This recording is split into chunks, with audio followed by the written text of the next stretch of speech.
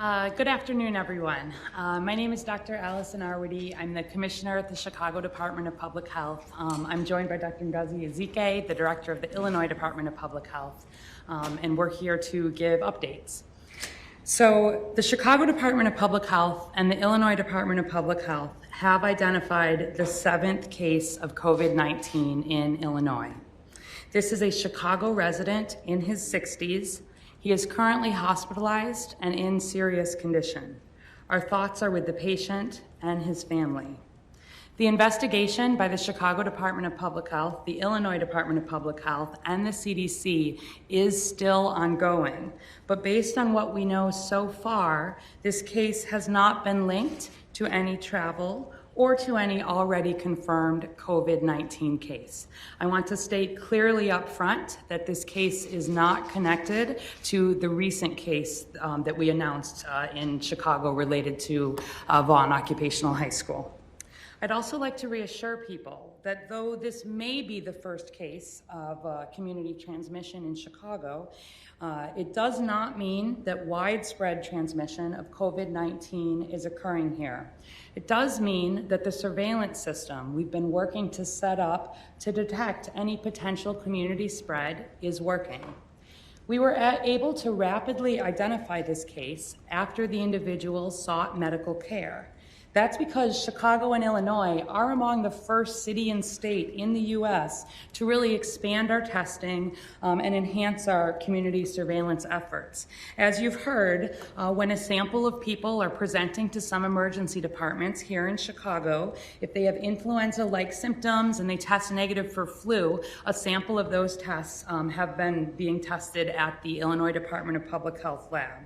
In addition, patients who are seriously ill with respiratory viruses and hospitalized, who have negative influenza testing and negative testing for other viruses, can also be tested for coronavirus at the IDPH lab, and that is how this patient was detected.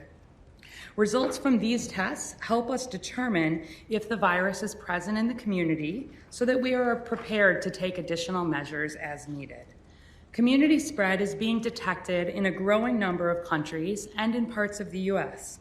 For weeks, we've been preparing so that Chicago is ready if we do confirm this local person-to-person potential for spread. And as we enhance our surveillance efforts and begin testing more people, we do expect to see additional cases. So we'll be working hard today to learn more about this patient's history. But in the meantime, we're taking the possibility of potential community transmission very seriously. All along, we've expected to find more cases. I expect that we will continue to find more cases. And it signals how important, again, it is for everybody who has flu-like symptoms, fever, cough, respiratory illness, to stay home from school and work unless needing to seek medical attention. It also signals how important it is for us all to focus on protecting older residents and those with underlying medical conditions. As a reminder, practicing everyday preventative actions like washing your hands often, staying home when you're sick, and covering your cough are the most effective ways to prevent the spread of many illnesses, including COVID-19. At this time, there is not a recommendation in Chicago to cancel mass gatherings or public events based on this news today. However, business and community organizations are strongly encouraged to review their existing emergency operations plans, including sick leave policies and telework practices if possible, and to consider strategies for social distancing or for modifying large gatherings. And people who are older and who have underlying health conditions should consider limiting their travel and avoiding large gatherings. The City of Chicago will continue to monitor the national, international, and local situation carefully and will adjust this guidance as rapidly as is needed in consultation with our state and our federal partners. I do want to give a quick update on the Vaughan school investigation as well. As you'll recall, we reported a confirmed case. I'm pleased to report the individual is in good condition, and all of the outreach that we have done at this point has not identified additional individuals with serious illness or anybody who has required hospitalization. Throughout the weekend, the Chicago Department of Public Health and the Chicago Public Schools have been working overtime as fast as we can to reach out to all students, faculty, and staff, and to monitor the health of anybody who may have been exposed. At this point, we have made contact via telephone with nearly all members of the Vaughan community. We expect to have that completed by the end of the day today. And we have also sent out via electronic methods ways to make sure that individuals who were at Vaughan are able to directly communicate with us if they develop symptoms. In addition, we have begun testing any individuals who were found to have symptoms or who there is concern related to Vaughan. We do not have positive test results at this point.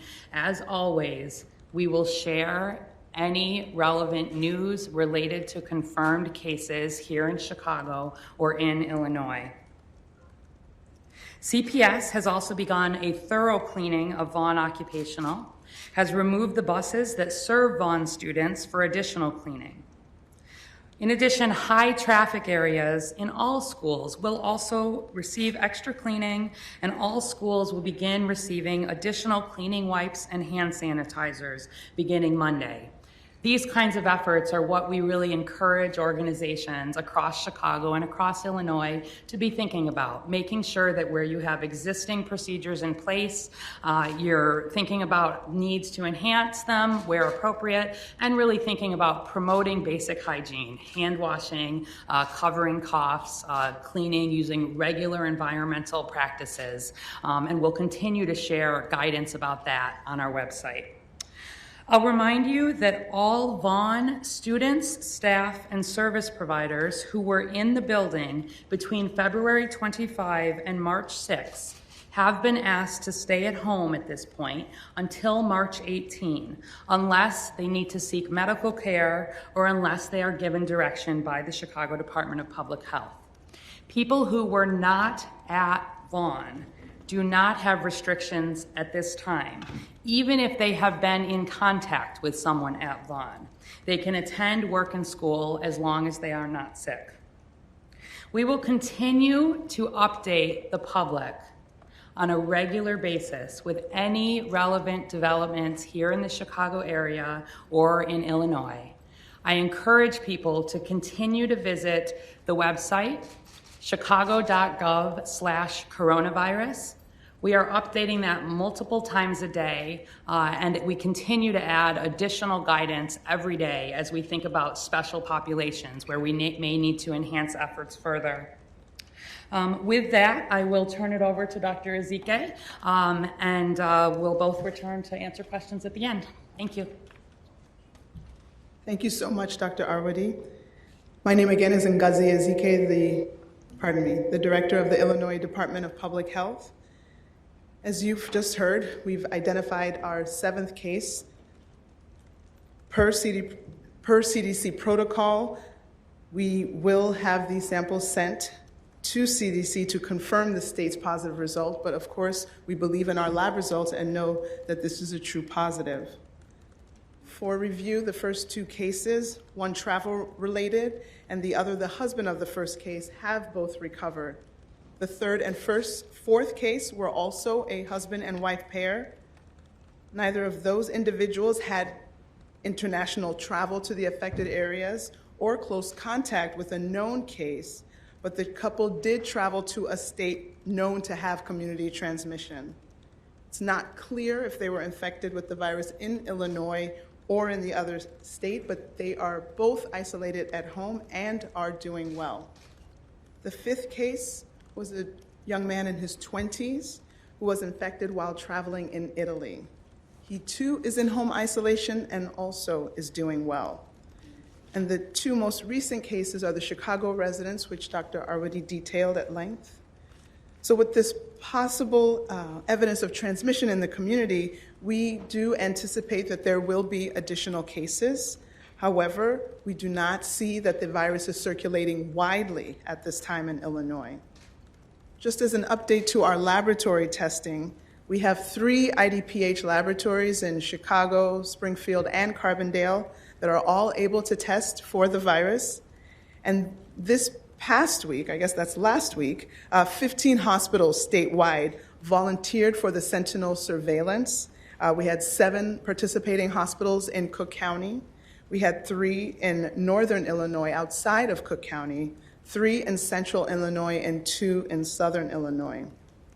Just for a reminder, the Sentinel surveillance involves specimens that have been tested for flu, were negative for flu, then they were sent from one of these participating hospitals to the IDPH lab where they were tested and will be tested for coronavirus. Again, it's the clinicians at these hospitals who will determine who should be tested for the virus. To date, we have tested approximately 80 people, and no positive results have been identified from there. I do want to encourage people to start planning now for what you would do if your child's school had to close, or if you still had to work, what would you do if you were sick and couldn't go to work? If you are planning a large event, if there was an event is it possible that it could be postponed? Are there alternate modes of transportation if your preferred method of transportation was not available? Again, we just want people to start thinking as part of their preparedness plans within their homes and their communities. And additional resources to help you think about these things are found on our IDPH website at dph.illinois.gov. The state of Illinois will continue to use every available resource and tool at our disposal to respond to this situation, and we are working in lockstep with the City of Chicago and all of our local health departments. We will make sure, as we have done each time, to let you know if additional cases are identified.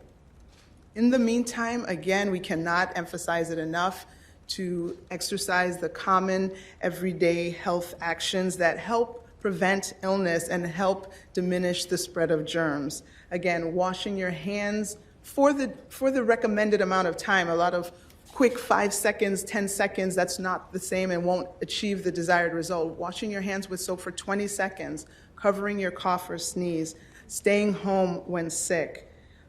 These are the measures that seem mundane, but really will help us get a handle on the illness and the spread of germs in our community. Also, top of mind are our elderly and infirmed patients, particularly those in nursing home settings. And so there's a special eye towards that, and we definitely don't want sick people visiting nursing homes or hospitals in order to protect those vulnerable populations. So again, we are doing everything we can to make sure that everyone is aware of all the information as it evolves. We're following, national and international news in a very dedicated fashion to make sure that we have actions that follow what it might be coming. So that's where our preparedness comes along, and we want the public to be prepared as well and start thinking internally in their homes and communities on what they need to be doing. And with that, I think we will open it up for questions. Can you give us some clarification again on the 6th and 7th patients, just the differences? Sure. So the 6th patient was announced on Friday evening. This was a woman in her 50s who is an aide at Vaughan High School, and she is currently in good condition. The 7th patient who was announced today is a Chicago resident. They're both Chicago residents, but the one who was announced today is a man in his 60s. He is currently hospitalized in serious condition.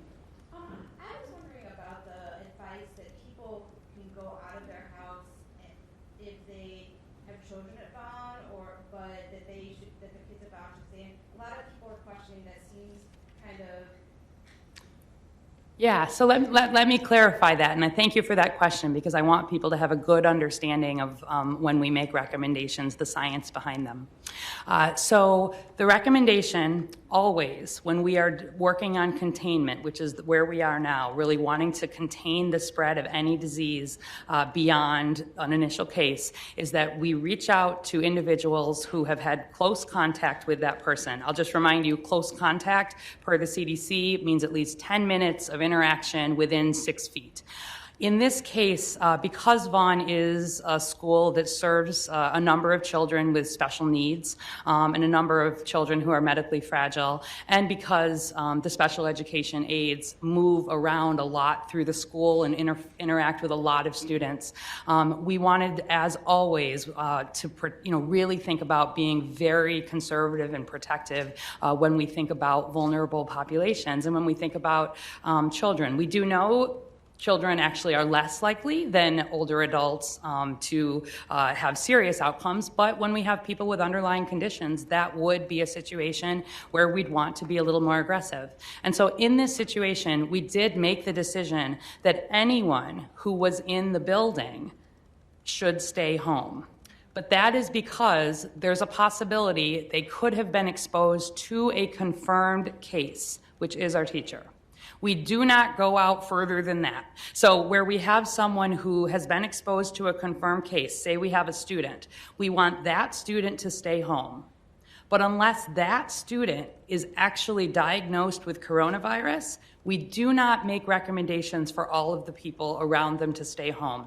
If we had a situation where we had someone who was very ill or there were other mitigating factors, on an individual basis, we might make a different decision. But broadly speaking, especially when we're talking about, literally the hundreds of students and the more than 100 staff members and other folks in this building, we want to be conservative.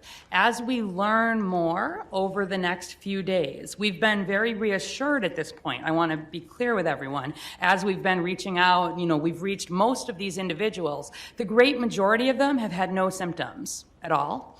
The ones that have had some symptoms, we've done a careful evaluation, we've looked at their underlying conditions, and where indicated, we've arranged for testing. There's testing happening today. As those tests really come back over the next couple of days, that will help us understand what the potential for spread will have been in this school. Without a doubt, that school, we're keeping it closed for the full 14 days of the incubation period. We've talked about this previously, but particularly for some of the folks who may have been just in the school for a few minutes while we're working on it, as we get additional information, if there needs to be guidance, we will back off, but we want to be conservative. So right now, anyone who is at Vaughan, meaning potential contact with a confirmed case, stays home. Anyone who was not at Vaughan, there is no indication for them to stay home. But as always, Vaughan, not Vaughan, anybody in the city of Chicago who is developing symptoms, we do this during flu. It's especially important right now. Fever, cough, stay home. Does that make sense? It does. One other question. Are any students getting tested right now? Any students from Vaughan? Yes. Get tested today? Yes. They did, okay. Regarding this issue of with the last patient, you mentioned that it is likely a case of community transmission from everything we know at this point. And I know you both said that you believe that COVID-19 is not widespread in Chicago or in the state, but is there really any way to know that when we haven't been doing widespread testing on the level that, say, other countries have been doing? Yeah, so that's a very good question. And we have a number of ways to really monitor illness in the community. So to give you a sense, we've been looking at what our influenza-like illness presentations are in emergency departments. We've been looking at what has been seen in other settings, and we've been in really close conversation with the CDC as recently as this morning, talking with their experts really about this. I do think that as we continue to ramp up up testing. Here locally and across the U.S., we will identify additional cases. One case of community transmission, potential community transmission, that the team is still very much working to get all of the details of where this patient may have been, does signal the importance of making sure that we're planning ahead. But a single case does not by itself say that we have widespread transmission.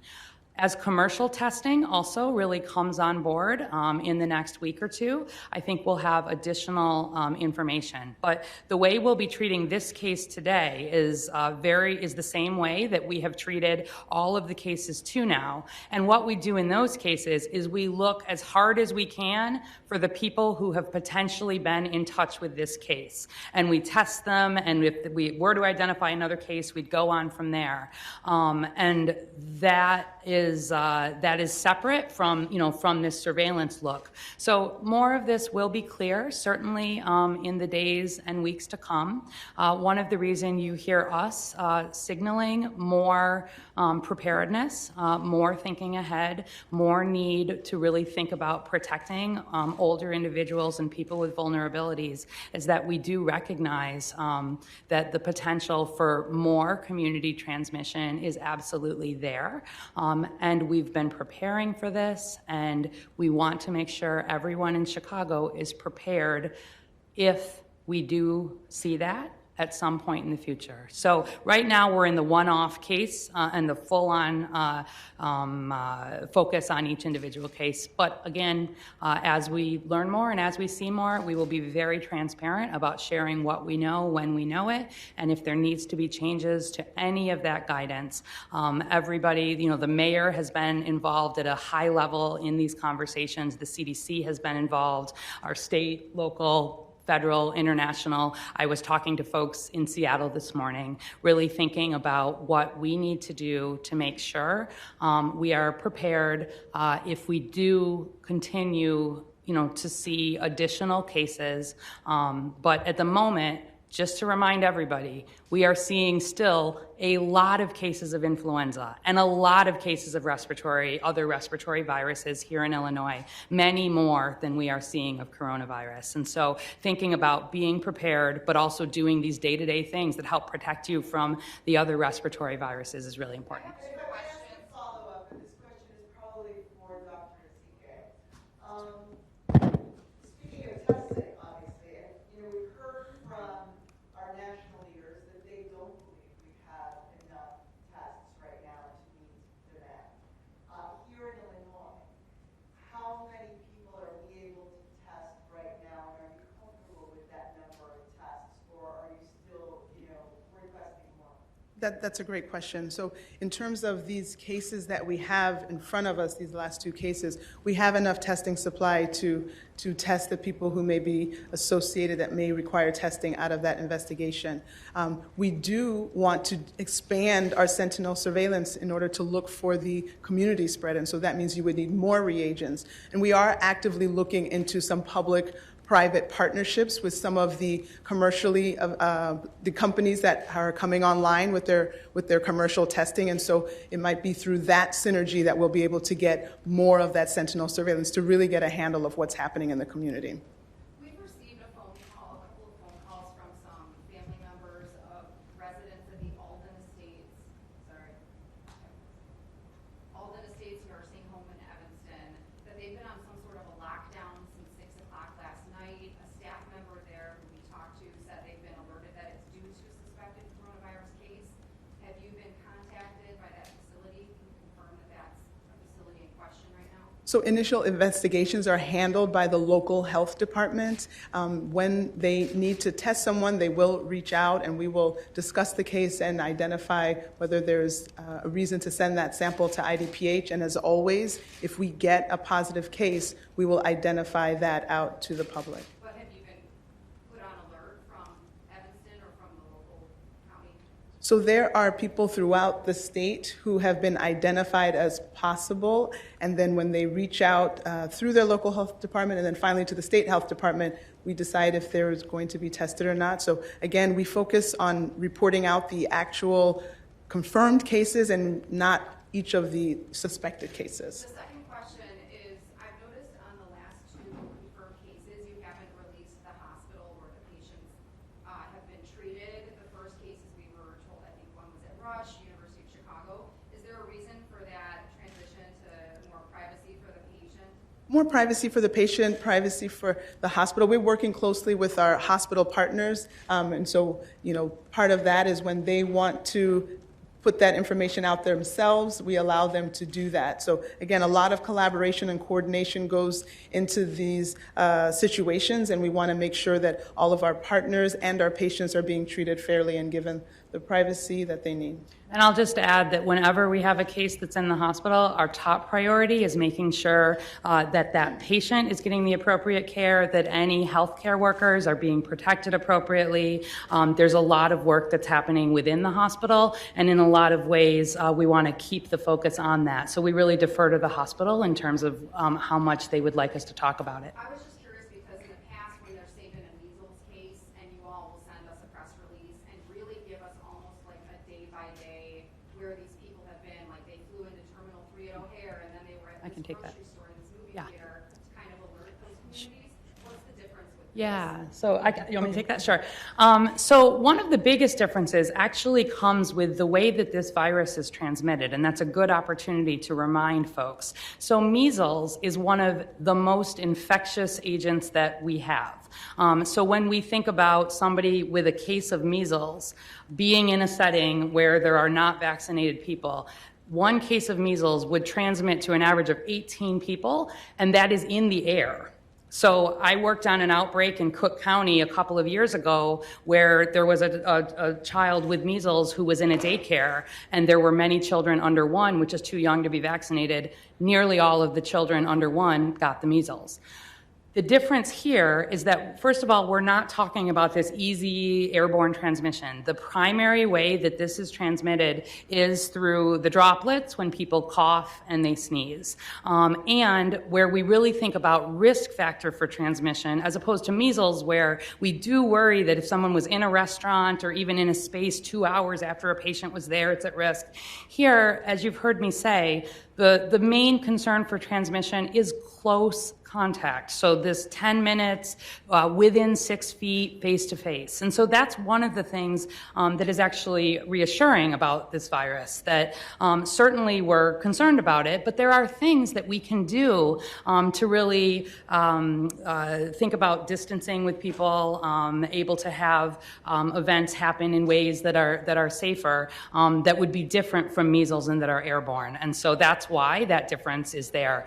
Are always at the health department, where we share information publicly, it's because there's a need, for the public to know that, to be able to protect themselves. And we do a lot of work behind the scenes with individuals, anybody who may have been in contact here. We announce it publicly if we're not able to identify it or we think there's been close face-to-face contact. Not to downplay anything you talked about in terms of patient updates, but you basically described the first 5 patients as being fine. And maybe, is there something you can talk to us about, at least from your perspective here in the state of Illinois, that so far, the vast majority of people who are confirmed cases, this is not a death sentence?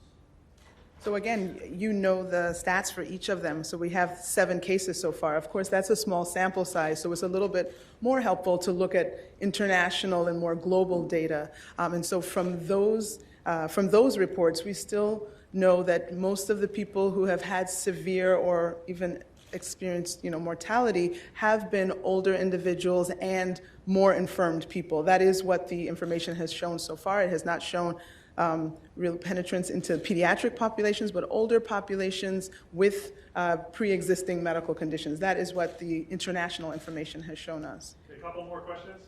I apologize if I missed this, but do you have any information surrounding how the man that's the 7th case contracted it? So my team is working right now on tracking down, as we do for every case, all of the details for where this person has been, anybody who may have had this close contact, looking especially for vulnerable populations who could have been exposed to him. at this point, as I said up front, we've not identified any travel associated with this case. And so that's why one of the most important things is to really look at this. But when we're considering potential community transmission, really by definition, that means that it's a case diagnosed in the community that we were not already monitoring because it was someone who was connected to a case and was not in a known high-risk category. So that's why I really emphasized that although we may learn more, my team is literally doing interviews today and working to really make sure we understand, and it's still possible we could link him to a confirmed case. But at this point, we have not done that, and we felt, again, out of transparency, it was important to share that this may be a case of community transmission, and that that signals additional need for preparedness and for looking ahead. Can you tell us what side of town the man comes from, or like what environment he might be in? So we don't share personal level details about patients. As I'm sure everybody can appreciate, there's a lot of interest in each of these cases. And actually by law, the health department is not allowed to share details. But also, frankly, like if we really think about this patient, he's currently hospitalized. He's in serious condition. The last thing I want is him worrying about his privacy being breached. We would share, as always, if there are exposures or things that folks, in the city need to be aware of on a larger basis. But I promise there is no public health reason to share additional geographic details like that about the case. Thank you.